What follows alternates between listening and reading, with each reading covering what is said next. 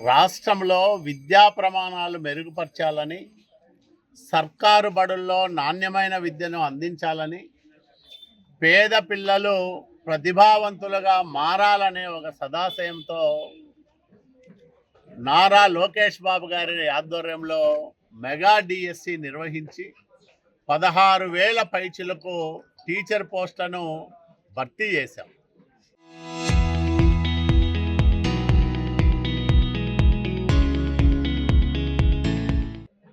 వాళ్ళు నియామక పత్రాలు అందుకొని వివిధ పాఠశాలల్లో పవిత్రమైన ఉపాధ్యాయ వృత్తిలో రాణిస్తూ ఉన్నారు.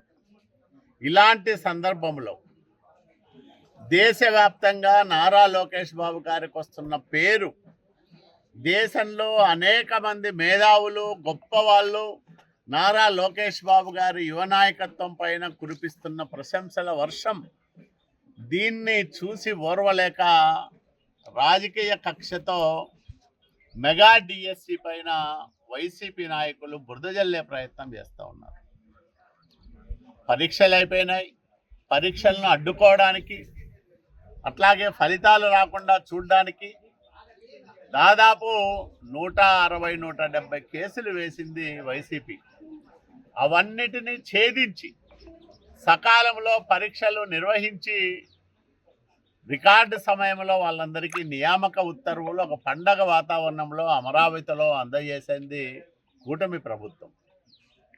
మరి ఇట్లాంటి ప్రభుత్వం పైన బురద జల్లడానికి ఈరోజు వైసీపీ నాయకులు చేస్తున్న కుటిల యత్నాలు చూస్తూ ఉంటే సభ్య సమాజం నివ్వెరపోతూ ఉంది. సిగ్గు ఎగ్గు లేకుండా ఈ డిఎస్సి పైన వాళ్ళు చేస్తున్న కువిమర్శలు, సత్యదూరమైన ఆరోపణలు చూసి మేధావులు, ప్రజలందరూ కూడా ఈసడించుకుంటా ఉన్నారు. వీళ్ళ వ్యవహారాన్ని చూసి బాధపడతా ఉన్నారు. రాజకీయాల్లో ఒక విషవృక్షం లాంటి వైసీపీ ఆంధ్రప్రదేశ్కు అవసరమా అని అందరూ ఆలోచన చేసుకోవాల్సిన సమయం ఆసన్నమైందని నేను ప్రజలకందరికీ కూడా మనవి చేస్తూ ఉన్నా.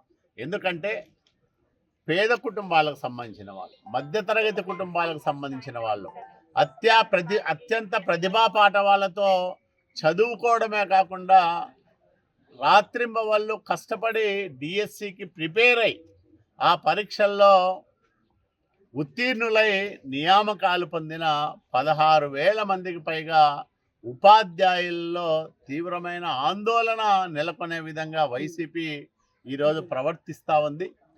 వీళ్ళందరి మానసిక క్షోభ వైసీపీకి శాపంగా తగులుతుందనే ధ్యాస కూడా లేకుండా వాళ్ళు ఇట్లాంటి విమర్శలు చేస్తూ ఉన్నారు.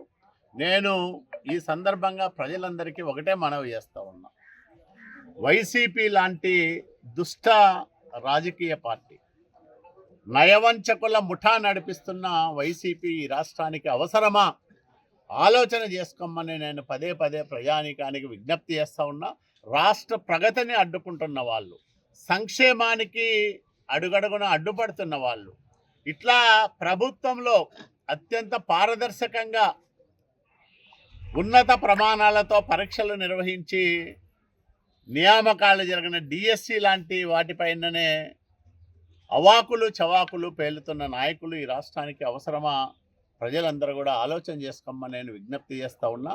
నేను ఒకటే ప్రజలకు మనవి చేస్తూ ఉన్నా, చంద్రబాబు నాయుడు గారు 1995లో ఉమ్మడి ఆంధ్రప్రదేశ్ రాష్ట్రానికి ముఖ్యమంత్రి అయ్యారు.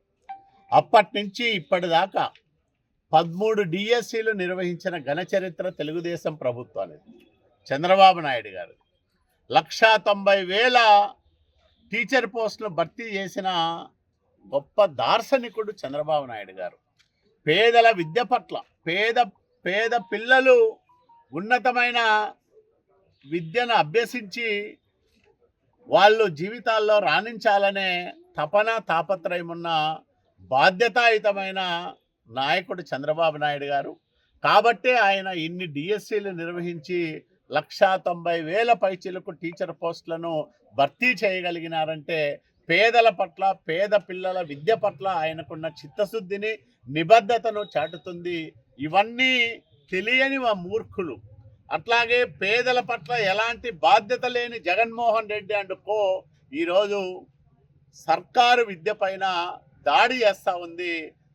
ప్రభుత్వ బడుల్లో విద్యార్థులు చదువుకోకూడదని కుట్రలు చేస్తూ ఉంది. ఇలాంటి దుర్మార్గుల పట్ల అప్రమత్తంగా ఉండమని నేను పేదలను, బడుగు బలహీన వర్గాలను విజ్ఞప్తి చేస్తూ ఉన్నా. మేధావులందరూ కూడా వైసీపీ విష ప్రచారాన్ని, దుర్మార్గమైన రాజకీయాలను ఎక్కడికక్కడ ఖండించడానికి ముందుకు రావాలని కూడా నేను విజ్ఞప్తి చేస్తాను.